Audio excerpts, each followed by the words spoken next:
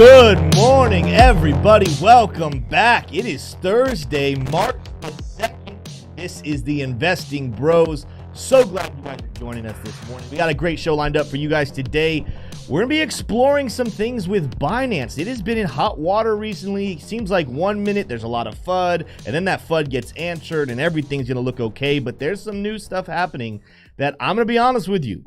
I'm really hoping it's not what it looks like, but it's not looking good. We're going to cover that and a lot more. Also, Coinbase and Brian Armstrong, he has an interesting relationship with the SEC. A couple weeks ago, he's saying that he's willing to fight them. Now he's saying they have a great relationship. Well, we got two exchanges here, probably two of the largest exchanges in the crypto space with some interesting headlines this morning. We'll be talking about that and a lot more. On the rest of the front, though, news is a little bit boring, but we're going to be taking a look at some charts, probably even looking at some more charts today than we usually do. So make sure in that comment section, you guys are telling us what you want to see. We might take a look at that Binance chart today, one we don't look at very often, and a couple of others. Make sure you smash that four-fingered mitten right below us. If you're new here, that is that like button, but it clearly is not a five-fingered man. That's a four-fingered man. Smash that like button. If you're new here, subscribe to the channel, where every single weekday morning from 9 to 10 a.m. Eastern Standard Time, we go live and we talk Bitcoin, we talk crypto, we talk stocks, we do the TA, we look at the news, we do everything you need so that you can make sure your day is ready for investing. If you love that, smash that like button. I'm going to throw it over to my co-host, though, this morning, T-Shroom, matching me. We got the black hoodies today on Thursday. How are you doing today, T-Shroom?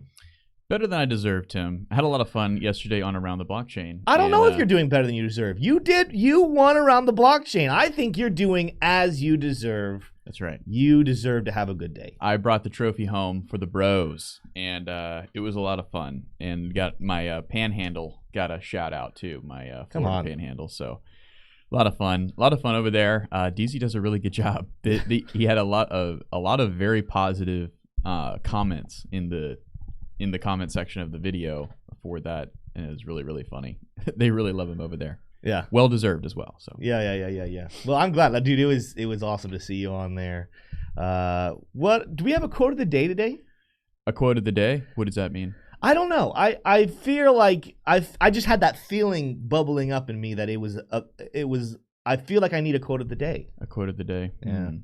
Yeah, of course we got a quote of the day. It's from your boy Pablo Picasso. He said, "The meaning of life is to find your gift.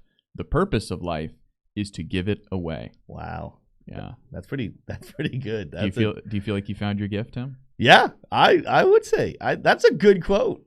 I think that's a really good quote. And is your gift wearing awesome hoodies? I have many a gift. One is wearing awesome hoodies. One is obscure facts about college football trivia. What are some other things? I know a lot about the Civil War as well. Mm-hmm. I have some weird facts. I have some weird gifts, but I give them away. Give them away. That's the purpose. It's pretty cool. I asked in chat the poll of today. It was a little bit different, and as you guys might expect, if you're reading it and you already voted on it, it's a hard one. Which one would you rather take on in a fist fight, T-Shroom? A silverback gorilla or a grizzly bear? I think at that point it's like, which one can kill me faster so I can experience the least amount of pain. So you're already admitting defeat. Is that what they train in the military these days? Yeah. To enter a fight, just admitting defeat? I'll tell you what they do. They train you. They train you to shoot people who are going to shoot you. Yeah. Right. In the context of war. And if you don't have a gun to shoot, within the context of war, if you don't have a gun to shoot, then they teach you how to delay until someone can come up with a gun. Okay. And help you. So it's a very firearm oriented strategy. But yeah.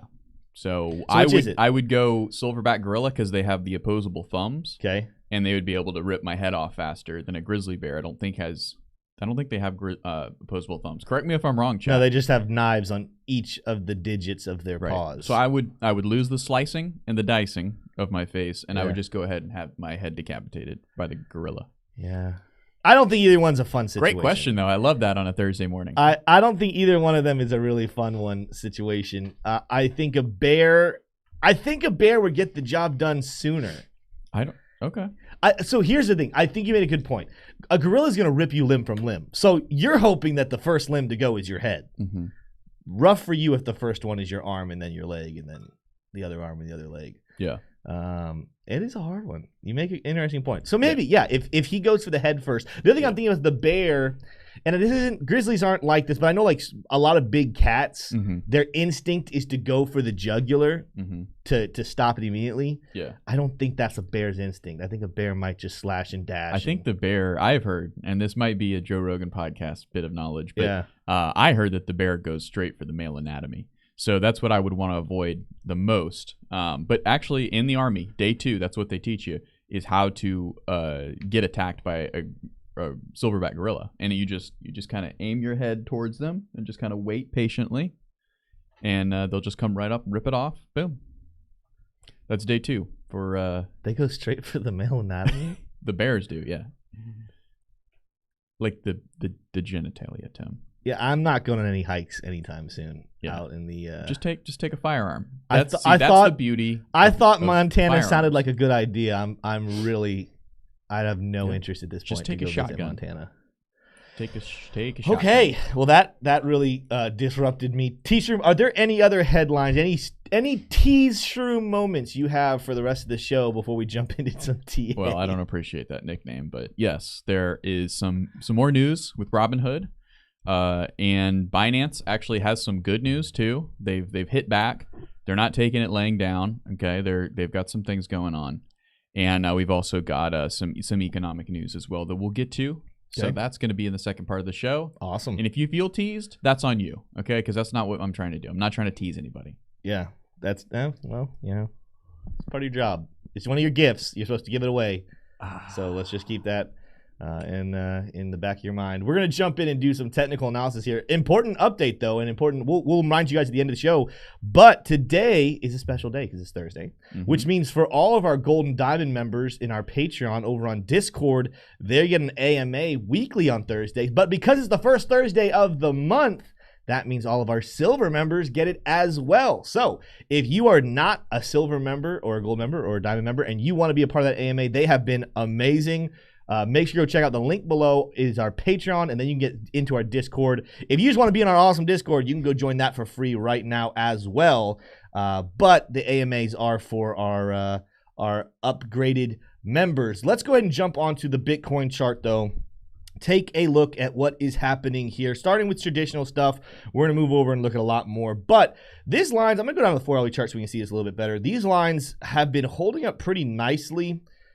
In a good way and then in a bad way. This is forming a couple different things here. So let's start off. We have not been up here in a while, but technically speaking, there is something to keep your eyes on. If we do break this rising level of resistance that used to be support, turned resistance now multiple times, we could travel back up to 25.2. That would still provide a pretty harsh level of resistance, but got to keep our eyes up there. What I'm concerned about right now is we've got a nice little rising level of support that we're sitting on right now, and I'm going to take a look at this level right here because it is not necessarily looking like the most bullish level. Like this could be one that we break, and here's something that we've kind of set up right now. Yes, I had this line drawn from all the way down here, but since we've been using these levels of resistance that used to be support, guess what formation we're kind of slowly forming? Even if we get a bounce here one more time, we're forming a rising wedge pattern, which traditionally are bearish. Now, this would be one of the weirdest rising wedge patterns I've ever seen, but when we're constricting right here, we keep spreading out. We hit these levels of resistance, we hit these levels of support, but we're constricting down here. Something's got to give eventually. And let's take a look down here. Wow, that's pretty. I had that so spread out that was I'd never seen something like that before. All right, down here on the 4-hourly chart, this is something I'm not necessarily loving. We did get a reversal triangle on the oscillator down here for chart prime that said it was time to reverse to the downside, but as we've come back down and we're reaching support right here, we're not getting any bullish divergence. We just crossed here on the 4-hourly chart. We just made a bearish MACD cross at this candle on the 4-hourly chart that we're hitting support, and we just got that little red dot confirming the bears are in control. We'll take more look at this when we go over to chart prime, but keep your eyes on that right now as we're approaching this level of support, and technically we kind of poked through, even though we poked through over here the other day.